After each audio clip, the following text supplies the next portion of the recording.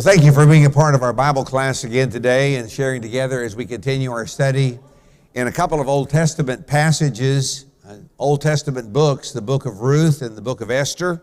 We spent just a little bit of time last week setting up our study of the book of Esther.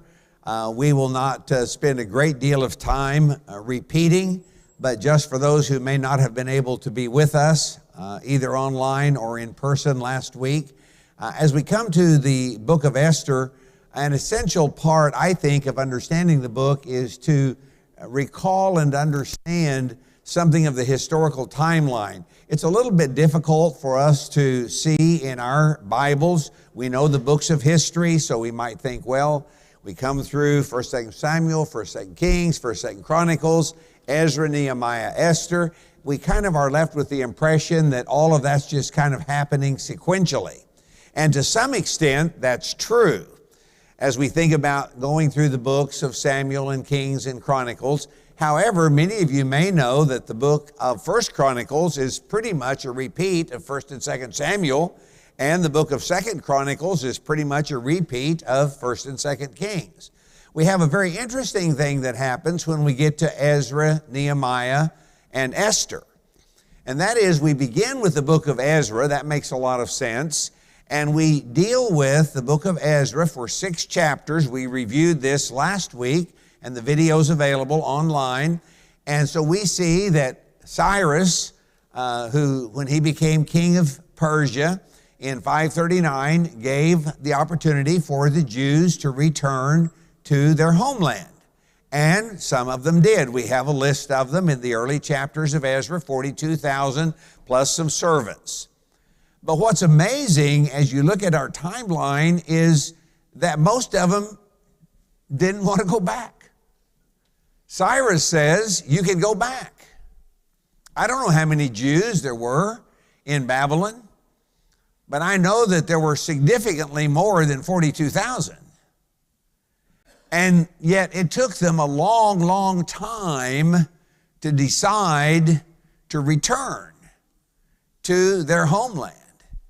In fact, as we looked at the historical backgrounds last week, I pointed out to you that there is a big 60-year gap between the end of chapter 6 of Ezra, when the temple was completed in 516, and the return of Ezra to Jerusalem in 458. If you're technical, it's 58 years, but 60 years between the end of Ezra 6 and the beginning of Ezra 7, and then 14 years later, Nehemiah. And as I look at that, I think, wow, 95 years have passed since Cyrus said, go home, and many of them had not yet decided to go home. 95 years later. That seemed like a long time to me. To say, I think we're doing pretty well over here in Babylon, over here in Persia now. Things are not all that bad. So first of all, as we read this, I think, wow, they were a long time getting around to going home. But our real point of that historical study was that the book of Esther belongs in the middle of that timeline.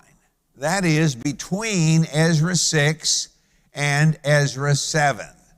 And so there was a king who came to power. His name was Darius, and his son's name was Xerxes. And Xerxes was the king for only 18 or 19 years, beginning in 486. So Xerxes reigned right up to about 7 years before Ezra decided to go back to Jerusalem, before Ezra chapter 7. So that's a little bit of the timetable.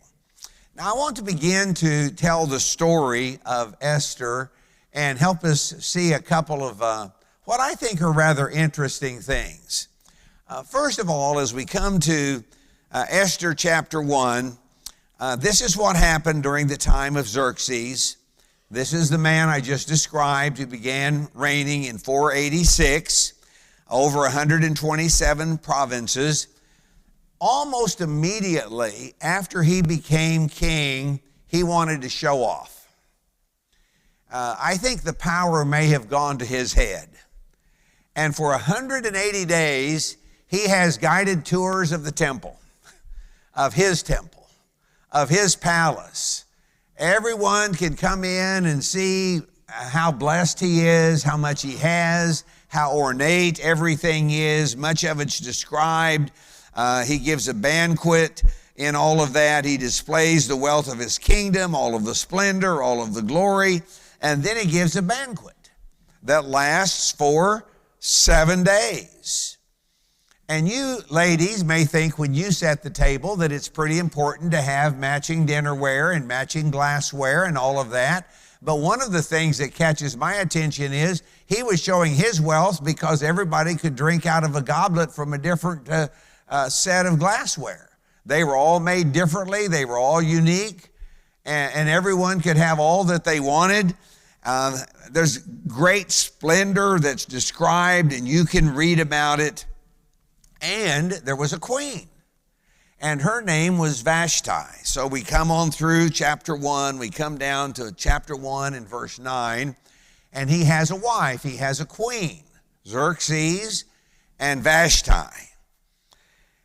And so this, we don't have exactly an idea as to how long they had been married before he came to the throne, before his father Darius died. But what we do know, which is interesting that you won't find out reading the book of Esther, what we do know that is that Queen Vashti was deposed from the throne. We know this from secular sources and from other historical records outside the Bible. She was deposed from the throne. I'm going to back up here just a moment. She was deposed from the throne in 485, or maybe 484. So almost immediately after we begin the reign of Xerxes, Vashti is deposed. All of this is happening almost immediately, which is, I think, important. Now, there's another thing that's important, and that is who came to the throne in 465. Well, it was the son of Xerxes, whose name was Artaxerxes. How old was Artaxerxes when he came to the throne? He was between 18 and 19 years old. Wow. Artaxerxes was born immediately after Xerxes came to the throne. Artaxerxes was born, his son was born. Vashti gave birth to this son almost, as it were, during the banquet and during this revelry and during all of this celebration and all of this splendor and all of this kind of thing. I don't know. I do know that she was a fairly recent mother. When Xerxes sins on the seventh day of the feast in chapter 1 and verse 10 and commands the 7 eunuchs who were around him to bring before him Queen Vashti wearing her royal crown to display her beauty. And she says no. I share all of that about the timing just to suggest to you she might have had a good reason for saying no. You might be able to figure out the history and say, maybe there was a reason that she said, I'd rather not do that right now. As we think about the timing of the birth of the son, as we think about being a recent mother and maybe some maternal responsibilities and other kinds of things, the point is she said no. And the king became furious. And what ultimately happened when he consulted with the wise men, the 7 who were around him, who are also mentioned in the book of Ezra, according to law, what must be done, she was commanded, she didn't do what she was commanded to do. The command was taken to her by the eunuchs, chapter 1, verse 15. Let me go ahead and get back so that you can see the outline of the book of Esther. So this is a section that we called the Feasts of Xerxes, and Queen Vashti was also having a feast. She didn't respond. She didn't obey the command of King Xerxes. And so the recommendation of the wise men was that she be deposed from the throne. It's interesting to see the reason for it, because she'll be a bad example. And if she gets by with this, everybody's going to start wanting to get by with it. If she doesn't have to be obedient, well, all of the women are going to also say that they're going to follow her conduct. And the way the NIV says it at the end of verse 18 is, there will be no end of the disrespect and the discord. So let's issue a royal decree, be written in the laws of Persia and Media, which cannot be repealed. She's not to enter into the presence of King Xerxes again, which probably she did. We don't have the exact historical record. But here's what we do know. She may have been deposed from the throne, but that son, Artaxerxes, she was the queen mother. And in the historical records, again, we're not looking at Bible records, we're looking at other records during the time period. Quite interesting, one of the great influences in the life of Artaxerxes was his mother, Queen Vashti. Now, Dad may not have been talking to her, and he may not have been talking to Artaxerxes, his son. But Mom was still talking to the son, and she had a tremendous amount of influence beyond what you would expect. A tremendous amount of influence, having been deposed from the throne. You know, sometimes our value is not determined by what other people see. Our value is determined by who we are and what we do in the circumstances where we are. So here is a queen. I just think it's interesting. She was deposed, did not have access perhaps to Dad, her husband, but she had influence on her son. But she also was, as I mentioned, deposed. The king's edict was proclaimed throughout all of the realm. Not only that she was to be deposed, but that the women were to respect their husbands. They did as the wise men had suggested, and everyone was advised of that. So that pretty well takes care of chapter 1 in the midst of all of that. And chapter 2 says later. Again, I'm reading from the NIV. You may have a different word to start chapter 2 and verse 1. Mine says later. Well, the problem with a word like later is you don't know how much later. I think that was the problem between Ezra 6 and Ezra 7. We had no idea that later meant 60 years later. So when it says later, Ezra gets ready to go to Jerusalem. You know, you don't have any way of knowing that later meant 60 years. And you're saying, well, what's your point, Bob? And my point is not 60 years, but my point is 5 years. Interestingly, as again we look at secular history, Esther did not become queen until about 5 years after all of the events of chapter 1. Well, I realized she had to go through beauty treatments for a year, so there was a little bit of a delay. But when it says that the anger of King Xerxes had finally subsided and he remembered what Vashti had done and all had been decreed, maybe he came face to face with the fact that she wasn't coming back. I need to find another queen. And so that's where we come in chapter 2. Esther is going to be named the queen. And so the process is described of a search for beautiful young virgins, and they're to go through, as I mentioned, the beauty treatments, and those are not detailed in a great deal of detail, but there's a little bit that's mentioned in the context of all of that as to what had to happen. 6 months with oil of myrrh. I haven't looked at the contents of all of the beauty treatments available in the stores locally. I don't know whether there's any oil of myrrh in any of those, but if there is one with oil of myrrh, you use that first. According to the book of Esther, you start with the oil of myrrh, and then you go on to the perfumes and the cosmetics, and that's how it is described.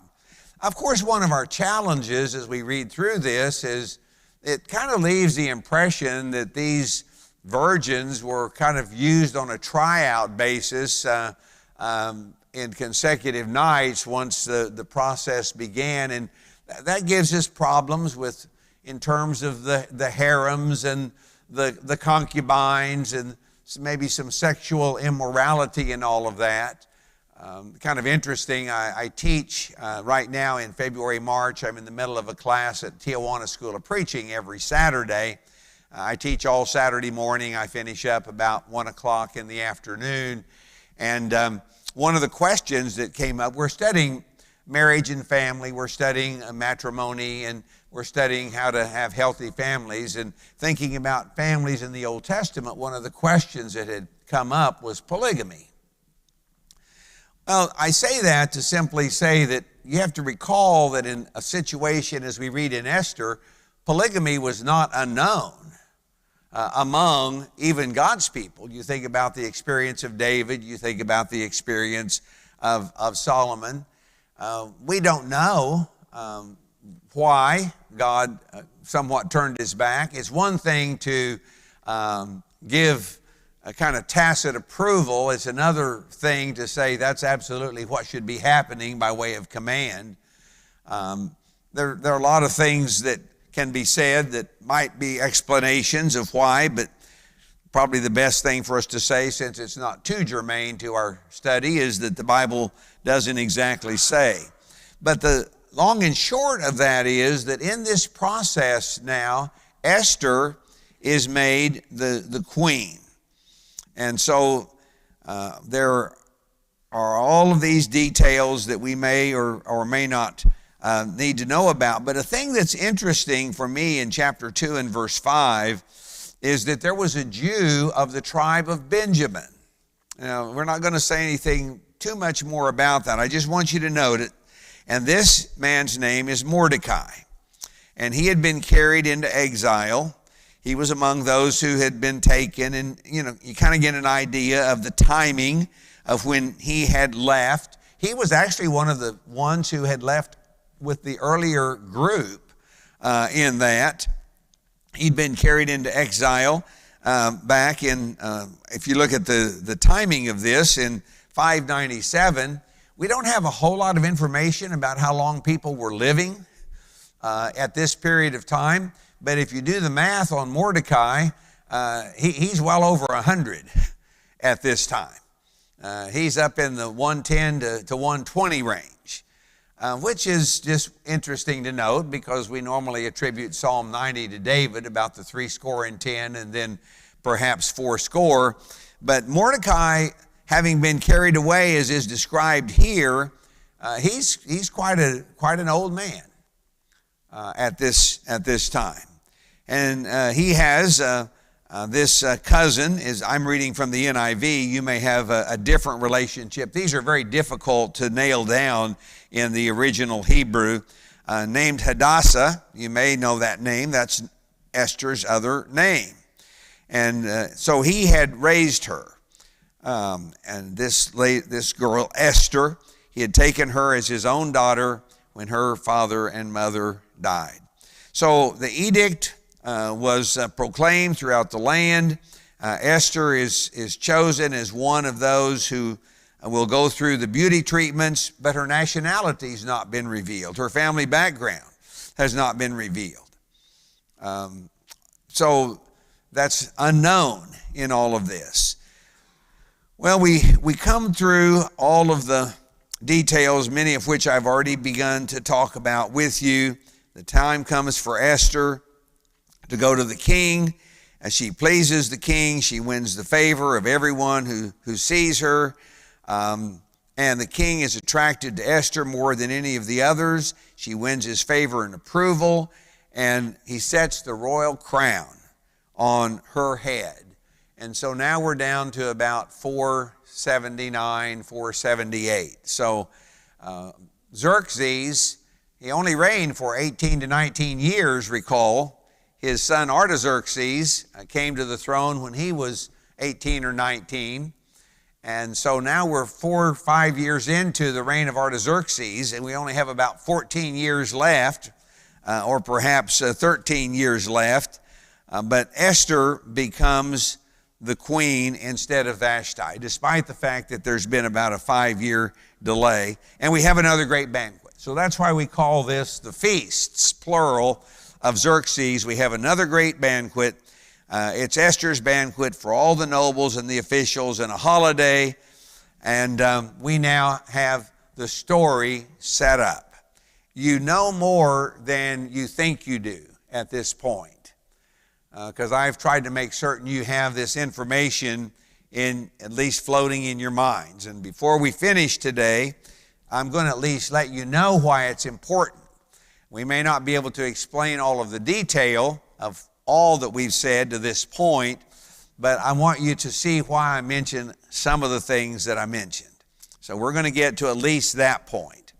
Well, as we move on through the story and we work to the next piece, did I lock up guys back there in the booth? Can you help me out? There we go. The next part of the story is in 2:19 with Mordecai. I think we've gone through what we need to go through pretty well, but before we go from 2:19 onward, if there is a question or something that you want me to clarify or perhaps expand a bit, I'd be happy to do that. Just make certain that we all are following the story. I was told last week not to hurry so much, and so I have a little bit more time, and I'm not going to try to hurry so much. There is so much here. This is, to me, Esther is one of those books that it's worth just reading slowly and trying to soak in what's going on. Well, in about the same time that the virgins were being assembled a second time, here's Mordecai sitting at the king's gate. Again, Esther has kept her family background and nationality secret. She's following Mordecai's instructions.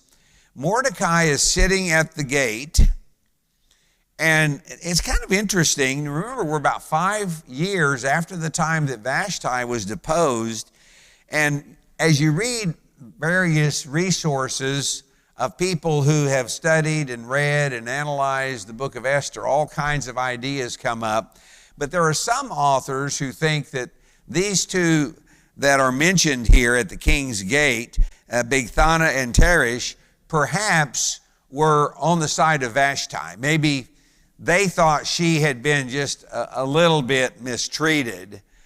There are those authors who suggest that this ties back to the question about whether Vashti had really been treated justly in being deposed.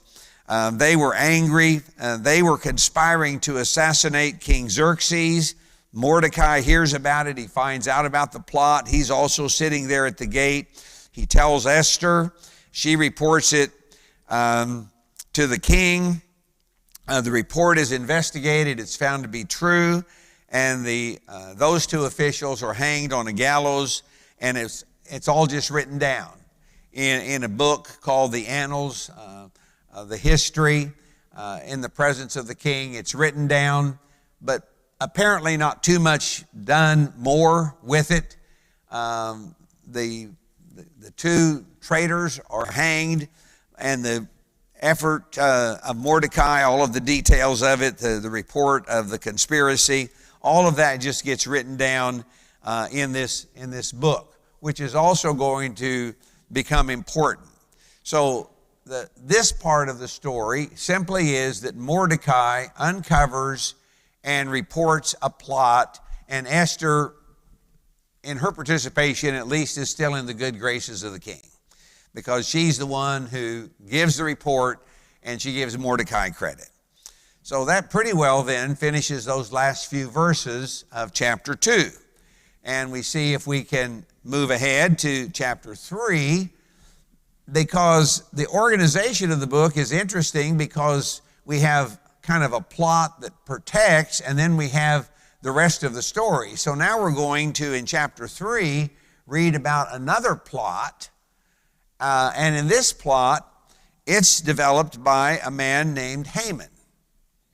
And Esther will now be described not as the queen, but as a potential deliverer, which is a part of the story. But why is there a need for deliverance? There's a need for deliverance because King Saul didn't do what he was supposed to do.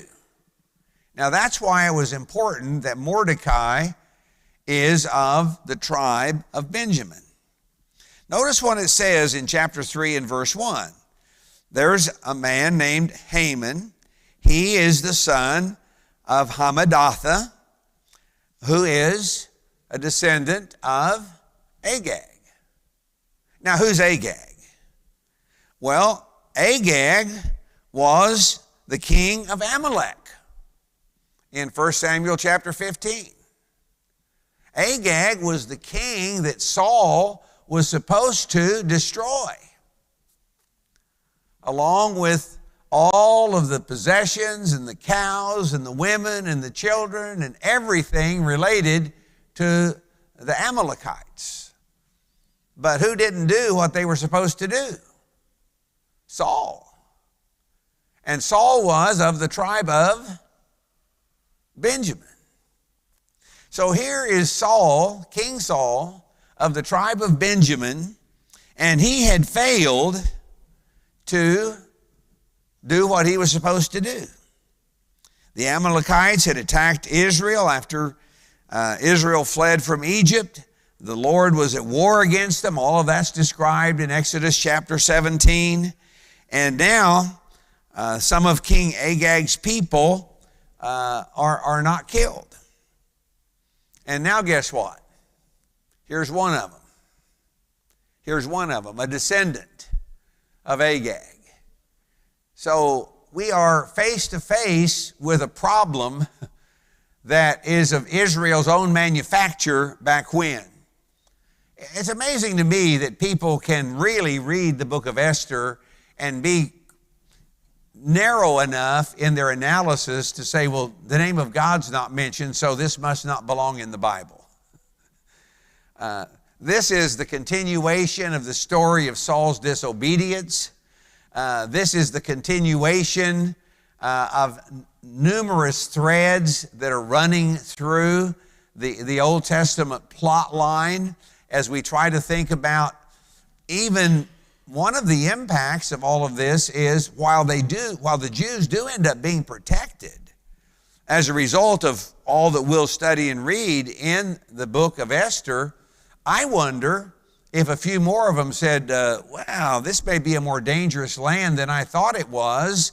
Maybe I ought to consider going back to Israel. Maybe I ought to consider going back to Judah, back to my land, under the leadership of either Ezra or Nehemiah and those who returned. There are all kinds of dynamics that are ongoing, and I've tried to set those up for you. I've tried to set up the fact of the timing, the fact that they weren't coming back as they should have or could have, as I would have expected them to. Let me say it that way. And also the references to Benjamin and all of that. I think this is probably a story that's pretty well known to us. We will not get through with chapter 3 adequately, so we will have to begin next week with anything that's left hanging. But this is not a story that is unfamiliar. Mordecai at the gate will not bow down to Haman. Now, the text here doesn't say exactly why, but you and I have a pretty good idea why. Because of Daniel. Now, Daniel is way back over there later in the Old Testament, but Daniel is before the time of Esther. And so we already know about a man who wouldn't bow down. We know about 3 children who wouldn't bow down. We already understand the fact that you don't bow down because you have another whom you call Lord and God. That there's another to whom you have allegiance, and so you don't bow down. And so I don't know how Haman found out that Mordecai was a Jew. It might be that that's how Mordecai justified the fact that he wasn't going to bow down. There are a lot of things that I'd like the text to say that it doesn't say. Why don't you bow down? Why do you disobey? It just simply says he refused to comply. He just wouldn't do it. But Haman found out about Mordecai's background. He found out he was a Jew. Now, if I'm reading this right, I now understand why Haman was not satisfied to only have Mordecai killed. Because if he understands that Mordecai's refusal to bow down is because he's a Jew, the natural thing is, well, none of those Jews are ever going to bow down to me. So I need to get rid of all of them. And so there's an edict, very much as in the case of Daniel, the king's edict. It has to do with Haman's request to let a decree be issued to destroy all of this people who will not bow down. The king's signet ring seals it. The king's command is published throughout the entire of the provinces. The couriers go out, and the king and Haman sit down to drink, and it says the city of Susa is bewildered. So we will not call that adequate on chapter 3, but at least I've told you enough of the story that we should be able to pick it up without too much difficulty. Next week, we'll review the plot, Haman's plot, and then we'll come to chapter 4 and we'll think about the change from Esther as the queen to Esther as the deliverer of his people, and the plot will thicken. I will guarantee you. I hope that you have a great week. Enjoy reading the book of Esther again this week, and we'll continue next week with a review of 3 quickly and then into chapter 4. God bless.